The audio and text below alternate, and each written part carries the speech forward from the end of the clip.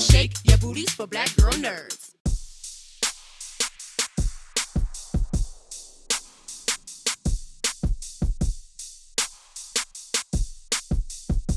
So, Reggie, thank you so much for chatting with Black Girl Nerds. I appreciate it. Thank you. So, talk about this film and the specifics of institutional racism. How is this film different in telling that story versus other films we've seen in the past?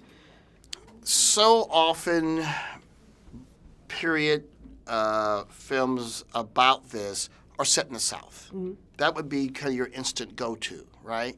And we've seen the sheriff chewing tobacco. We've seen those beats, and they're pretty familiar.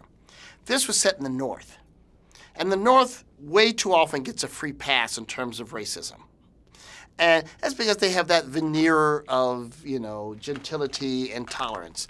But the fact is that same institutional racism is so very prevalent. So I really liked flipping it. You have an eclectic kind of filmography where you've produced in some areas, directed. What about this script compelled you to do both at the same time? Well, I'm a huge Thurgood Marshall fan. I almost named my son Thurgood. Then I thought, that's a little much. So when I got the opportunity to make a movie about him, I jumped at the chance. And for me, producing is just a natural extension of me directing. So it's almost like it's all one job to me.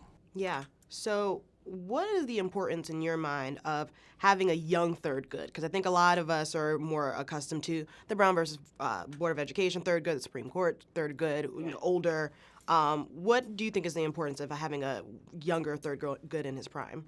Those other Thurgoods, and we love any era of Thurgood, but those are Thurgoods we know. Got that. Young Thurgood we don't know. This is the origin story of a real-life superhero. And this is young, swagalicious Thurgood. This is sexy Thurgood. This is drinking, flirting, fighting, smoking, rock and roll Thurgood, who's still the smartest guy in the room of any room he's in. Right. So, let's show folks the Thurgood you want to hang out with. Speaking of superheroes, obviously you had a run on Black Panther and you've written it. How is it directing the live-action Black Panther in your film? Well, it's funny because Chadwick and I have known each other for a little while, and right after he got cast as Black Panther, we were actually seated together at this charity event in L.A. So we're staring at each other, and he goes, I know you want to talk about it. I'm like, yeah. So we had a few deep dives into Panther lore, I was like, well, let's first start talking about martial arts styles. And let's talk about Wakanda and whatever.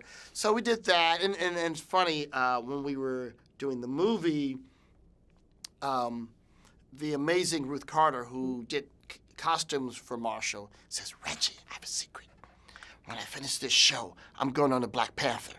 I'm like, congratulations, you're a great choice. Read this, and Right. So, I mean, look, they're fine. They didn't need me, but glad to help. Yay. Thank you so much. I appreciate it. Thank you. Better shake your booties for black girl nerds. Better shake your booties for black girl nerds.